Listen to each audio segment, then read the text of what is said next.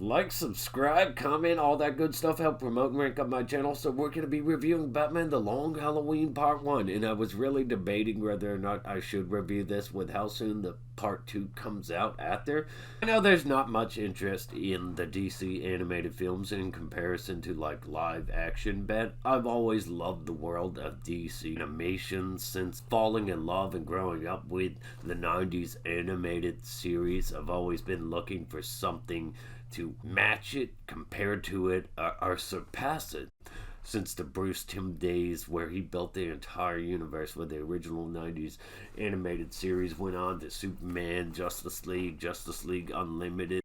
For me, animation in a lot of ways beats out the live action stuff. For me, in a lot of ways, animation can really outperform the original comics and source material too, if done right. And you want to know how it holds up in comparison to everything else. The Long Halloween is based on a series of Batman comics of the same name, 13 issues. They cover about 4 in here. From Jeph Loeb and Tim Sheridan. It's all about Batman in his early days investigating holiday killings. Some serial killer that only strikes on holidays. Iconic mobsters like Carmine Falcone are central figures in here. Features the voice acting of Jensen, Ackles, I'm Batman.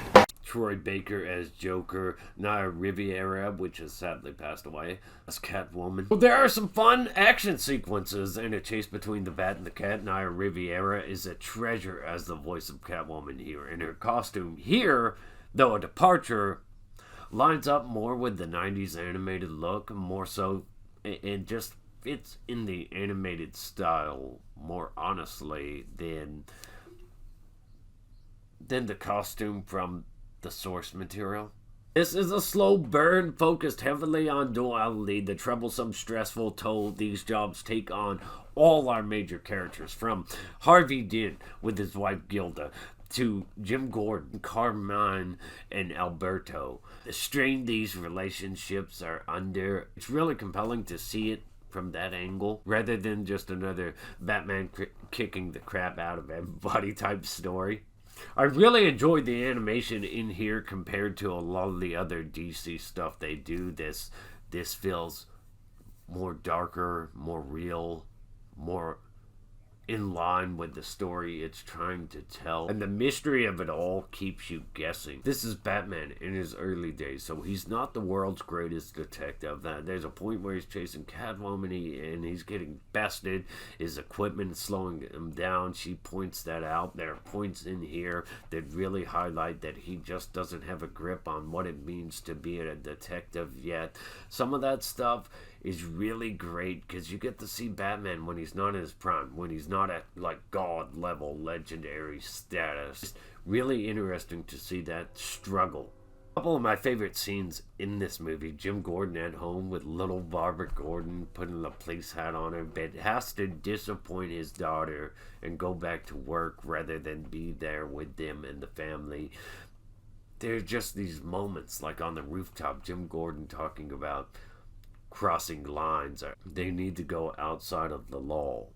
And the whole catch me if you can just dynamic between Batman and Catwoman. Then you have scenes like Harvey Dent and Batman at a warehouse full of money, trying to figure out what to do with it. And the coin comes into play. It's just little moments like that, the absolute best.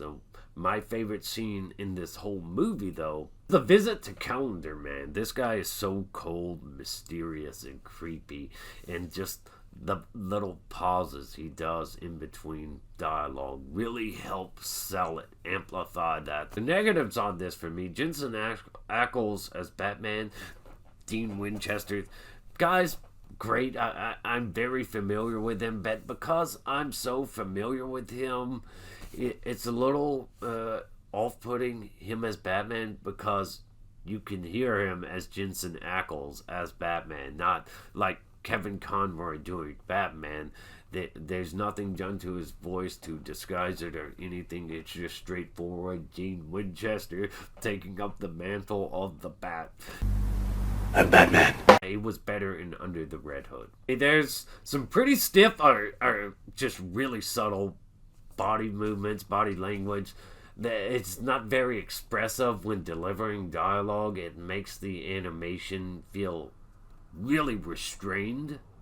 The characters feel really restrained in a lot of moments. Batman is not the world's greatest detective. You don't start out the world's greatest detective, and that's great to see him with that struggle. But at times, it's a bit too far, a bit too on the nose with dialogue, like I never intended to become a detective. Like, you've invested your whole life, you've catered your whole life towards this thing. You must have known you were going to have to do some pretty heavy-handed detective work. It's just, hearing stuff like that, it's a little bit off-putting when you're watching something Batman, even if it is in Batman's early days. It just feels really too on the nose. The runtime of this film, it isn't long, so it's strange that they decided to split it into two parts. One that releases very soon after this, so it's not like you gotta wait forever, but it releases soon after this. This one's rated PG-13. The other one's going to be rated R. So any kid that watches this won't be able to get the conclusion to the story, because the second part's rated R while this one was rated PG, and I'm definitely more down with the rated R. I just don't understand why they didn't go rated R from the get-go for both of these films, or why you even had to split them into two because you want to tell a longer story. Well, this is a pretty short runtime. Final critique: Catwoman blurts out something pretty monumental in front of a prime suspect, a could-be serial killer, and it just seems insanely out of character for her. Overall, it's a bit hard to rate this film because there's no satisfying conclusion. You go into this knowing that they could have added more to this film and tightened up on some things, because at times the animation can be pretty lifeless. I don't know if it was intentionally intended to mimic a comic book, standstill panels, or what the deal is, but sometimes they're just not very expressive or very interactive. They're just kind of stiff.